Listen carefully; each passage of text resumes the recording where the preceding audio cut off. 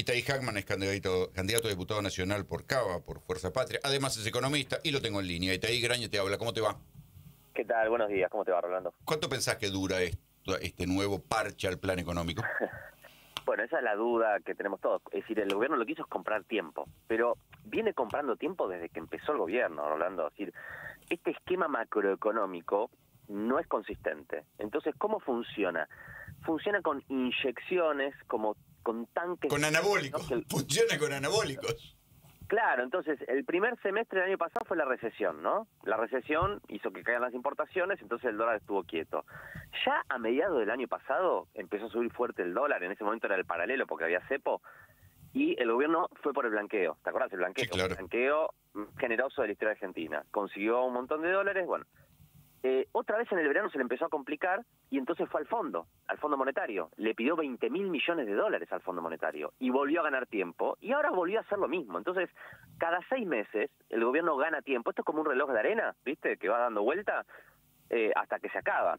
Entonces, cuando esto se le fue de las manos la semana pasada, fueron corriendo, además de la medida de hacia el campo, que además la verdad que terminó siendo una estafa, porque en realidad no fue al campo, no fue a los productores agropecuarios, fue a un puñado de Y a los exportadores y las cerealeras.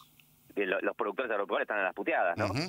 Pero aparte de eso, bueno, Estados Unidos le otorgó tiempo. Ahora, el costo de ese tiempo, ¿no? Es decir, hoy directamente el presidente de la nación pasa a ser una suerte de títere de Donald Trump, ¿no? O sea, imagínate qué margen tiene el gobierno argentino a partir de ahora para tener algún posicionamiento sobre algún tema diferente a Estados Unidos después de un rescate, un salvataje. ¿Y esto se extenderá al próximo gobierno? Supongamos que el próximo gobierno, del signo que sea, quiera tener algo de independencia.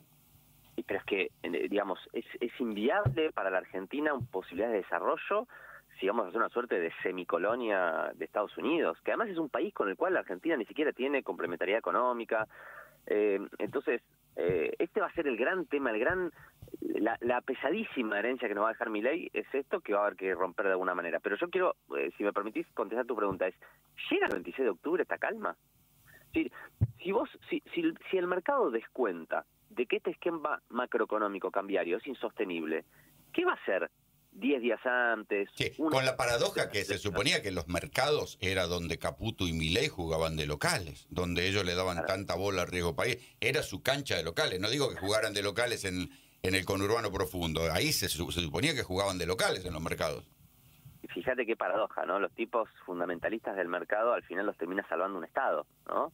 El Estado de Estados Unidos. Sí, un Estado unido. Exacto, lo salvó un presidente, no lo salvó el mercado es el que le suelta la mano, pero esto ya pasó. Caputo no es un improvisado, fue el ministro de Finanzas de Macri que endeudó a la Argentina fue el país que más deuda externa emitió entre el año 2016 y 2017, y cuando el mercado le soltó la mano fue corriendo al Fondo Monetario Internacional, y ahora está haciendo exactamente lo mismo. Hackman. Y lo peor... Sí, ¿cómo le va? Cerolini lo saluda. No, yo estoy con usted. Yo no sé si esta calma llega a las elecciones, porque ayer los bonos cayeron hasta 8,8% en Nueva York, los bonos argentinos. Fue más, me parece, una oportunidad de salida de algunos. Edenor cayó 7,5%, Galicia 7%, el Superville 7,7%, cayó YPF, y los bonos argentinos cayeron 4%, 3, 5 y 6,8% en dólares. Es decir, que vuelven a niveles, no digo de default, pero cercanos. ¿Cómo van a manejar el flujo ellos? ¿Cómo hacen para captar ahora estos 7.000 millones? ¿Qué tiene que comprarlos el Tesoro? Porque si no, en 3 días esto, si no lo compra el Estado, ¿cómo mantienen el flujo de dólares hasta fin de mes, hasta las elecciones? Bueno, es que ese es el gran tema. Vos además, con estas inyecciones extraordinarias, claro, pasás a tener una volatilidad cambiaria que es un problema en sí mismo. O sea, si el dólar sube muchísimo en una semana, después baja muchísimo, es inviable para cualquier empresa, para cualquier pyme argentina estar fijando precios, planificando la producción. Sí, los formadores de precios te mandan la lista con aumento de la versión más cara del dólar por las dudas. Lógico. Entonces, porque acá el problema es el esquema macroeconómico. Vos podés conseguir, como decíamos antes, anabólicos para zafar un mes, para zafar 2 meses, 6 meses.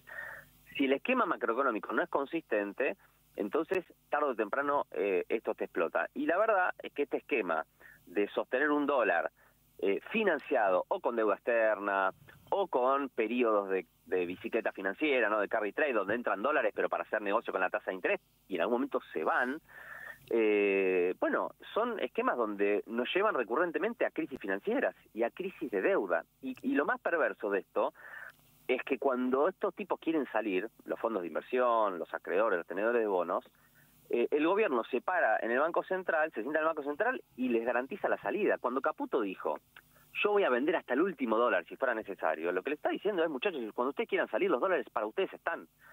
Entonces, es un esquema que la contracara de todo esto es que se está haciendo mierda la producción. Sí, y con otro detalle, digamos, que yo sé que la ética o la moral no es una cuestión que se ponga en juego demasiado, pero es moral negarle la guita a los discapacitados cuando a la hora de dejar de cobrar impuestos tenés el gatillo fácil, porque lo que pasó es esto.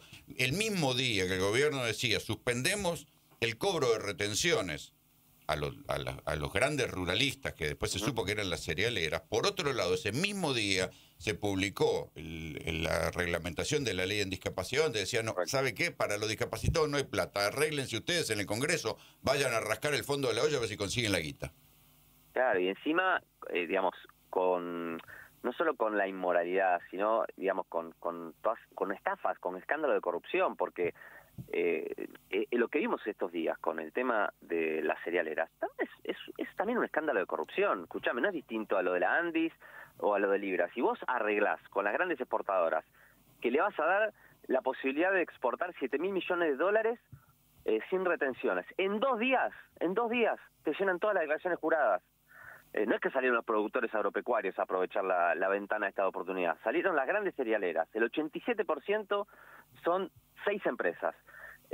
Cagás a los productores y al mismo tiempo les dices a la gente, no hay plata para los jubilados, no hay plata para los discapacitados, no hay plata para el Garraham, no hay... los 1.500 millones de dólares que se embolsaron o se van a embolsar en estos 3 días las cerealeras son 15 veces el presupuesto de la ley de emergencia pediátrica, por ejemplo. Entonces, bueno, habla de cuáles son las prioridades del gobierno. Ahora, pero además, perdón, el campo, acá hay que ver que hasta hace poco, por una baja del 7% que metieron en las retenciones, que lo bajaron al 26% durante 3 meses, le dijeron en plena cosecha gruesa, che, vengan que hay 7% menos, el campo batió récords de varios años para ganar un 7%. Ahora podían ganar 4 veces eso los chacareros y les cerraron, estaban haciendo los números y les cerraron la puerta. Claro, lo durmieron. Hay un enojo, pero realmente que es impactante. Usted no sé si puede ayudarlos a recomponer a algunos sectores del peronismo que a veces han estado distantes del campo. Esto podría ser como un reencuentro, más allá que ahora en la provincia de Buenos Aires hay varios sectores, varias intendencias que se tienen en su negocio agroganadero donde ganó el peronismo, ¿no? Y no va a ser la primera vez que muchos sectores que votan propuestas liberales después terminan dándose cuenta que al final las políticas económicas que llevan adelante los perjudican, ¿no?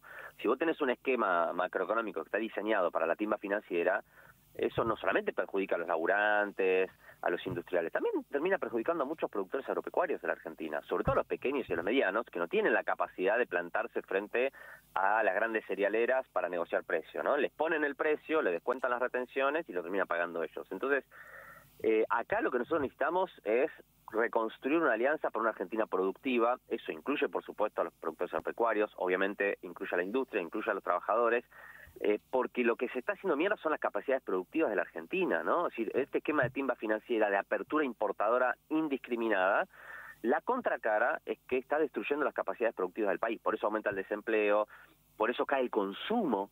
Vos fíjate, estamos con niveles de consumo por el piso y estamos efectivamente en una recesión. La actividad económica... Sí, lo que pasa es que eso no cierra con la cifra que difundió ayer el INDEC de la baja de pobreza.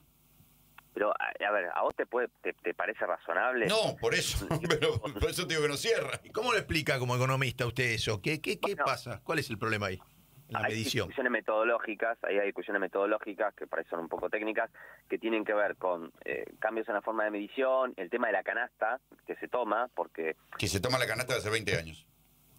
Y aparte, con vos, cualquier persona, sobre todo de clase media, sabe perfectamente que incluso ganando lo mismo, en términos reales, digo, en términos de poder adquisitivo, que hace 2 años atrás, hoy paga muchísimo más de servicios públicos, de luz, de gas, paga muchísimo, todos los gastos de servicios paga muchísimo más que antes. Entonces, por más que gane lo mismo en términos de cuánto vale su salario, le alcanza para menos, ¿no? Y además todos los comedores registran un aumento de la gente que va a pedir comida. Entonces, ¿dónde está la baja de la pobreza? Pero después la cuestión meteorológica también tiene que ver con cómo se miden los ingresos cuando tenés periodos de alta inflación, pero es imposible pensar que la Argentina esté mejor socioeconómicamente hablando cuando el consumo está por el piso, cuando la actividad productiva está cayendo, cuando aumenta el desempleo, cuando todos los indicadores salariales están a la baja. Si fuera cierto que la economía creció, que los salarios crecieron, que la pobreza bajó, que sacaron 12 millones, hubieran ganado, arrasado en las elecciones. Sí, claro. Que la gente es boluda, o sea, la gente está mejor, gana más, es menos pobre y no lo vota el gobierno y vota la oposición. No, tomen el pelo. Y te agradezco mucho el contacto. Un abrazo a ustedes. Itaí Hackman, candidato a diputado nacional en Ciudad de Buenos Aires por Fuerza Patria.